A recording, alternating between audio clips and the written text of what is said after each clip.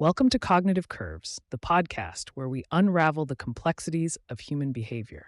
And today, we're diving into a crucial topic: the psychology behind toxic people and how to shut down their tactics instantly. Buckle up, because this is going to be a wild ride through the dark side of human psychology. Hi, everyone. So, to start us off, can you explain who exactly we're talking about when we say toxic people? What makes someone toxic?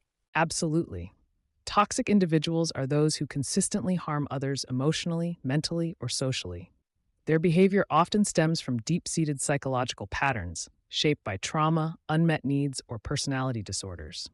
These people can disrupt relationships, create emotional chaos, and leave lasting psychological impacts. For example, someone with narcissistic personality disorder might be charming and manipulative, while someone with borderline personality disorder might be emotionally unstable and prone to intense outbursts. That's a really clear explanation. So, what are some of the key traits that we should look out for in toxic people? I've heard terms like manipulative and lack of empathy, but can you give us more detail? Certainly, the traits of toxic people, as identified by psychologists, include manipulative behaviors, chronic negativity, emotional invalidation, and a lack of empathy.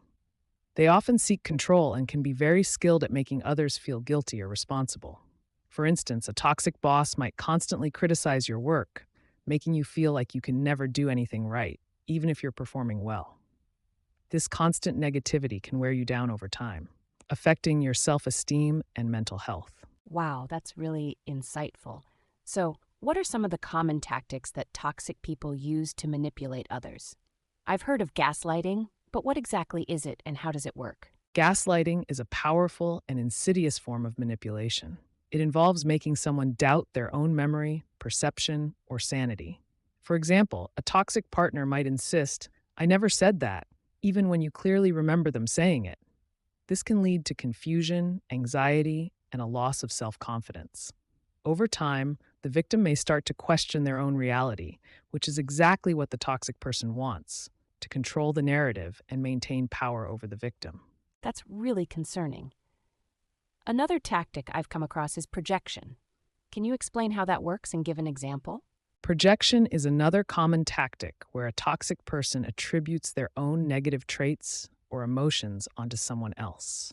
This shifts the blame and helps them avoid accountability.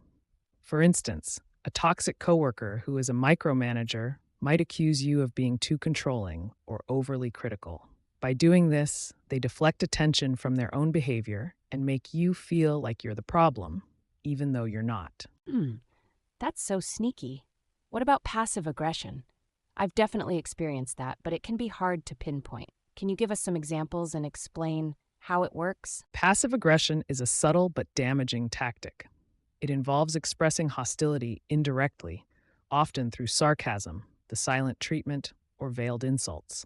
For example, a friend might say, "Oh, you're wearing that," with a tone that implies disapproval, even though they're not directly criticizing you. This can leave you feeling hurt and confused, wondering if you did something wrong. The toxic person avoids taking responsibility for their emotions, which makes it difficult to address the issue head on. That's so true. And what about victimhood? I've seen people play the victim to get sympathy or avoid responsibility. How does that work? Victimhood is a tactic where the toxic person portrays themselves as a perpetual victim, deflecting accountability and manipulating others into feeling guilty or responsible for their well-being. For example, they might say, "You're the only one who understands me. Everyone else is so cruel to me."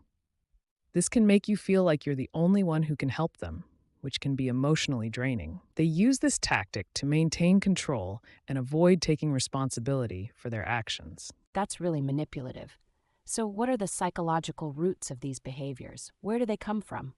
Understanding the origins of toxic behavior can help you respond with empathy while protecting yourself.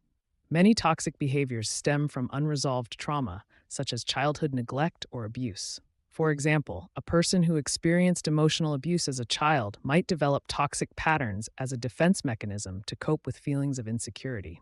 Additionally, low emotional intelligence, EQ, can lead to impulsive and manipulative actions. Some toxic behaviors are also linked to clinical diagnoses like narcissistic personality disorder or antisocial personality disorder, which involve patterns of grandiosity, lack of empathy, or disregard for social norms. That's really eye opening. So, how can we shut down these tactics instantly? What are some practical strategies? Setting clear boundaries is crucial. Be assertive, but calm when stating your limits. For example, you might say, "I'm not comfortable with how you're speaking to me. Let's continue this conversation when we can do so respectfully." Avoid engaging in power struggles by refusing to be drawn into unnecessary arguments or emotional outbursts. Practice the gray rock technique. Stay neutral and unresponsive to manipulation. This can be as simple as responding to a provocation with, "I hear you," without elaborating further. Stay grounded with emotional detachment, reminding yourself that their behavior is a reflection of their issues, not yours. Mindfulness and cognitive reframing can be powerful tools in this regard. Those are great tips. What about protecting our mental health long term? How can we ensure we stay resilient? Your mental health is your responsibility. Practice self care techniques to replenish your emotional reserves. Mindfulness meditation can help reduce stress and increase emotional awareness. Journaling allows you to process emotions and identify toxic patterns. If you're dealing with a toxic person long term, such as in family or work situations, seek professional guidance from a therapist. Support networks can also provide emotional reinforcement. Remember, it's not your job to change them. It's your responsibility to protect your peace and well being. That's so important. Thank you for these insights. It's really empowering to know how to handle toxic people and protect ourselves. Before we wrap up, do you have any final thoughts or recommendations for our listeners? Absolutely. Understanding the psychology behind toxic people equips you with the tools to recognize, respond to, and neutralize their tactics. Remember, you have the power to set boundaries and maintain your emotional health. If you find this guide helpful, don't forget to subscribe and share your thoughts. Until next time, take care of your mind and set those boundaries. Thanks for tuning in to Cognitive Curves.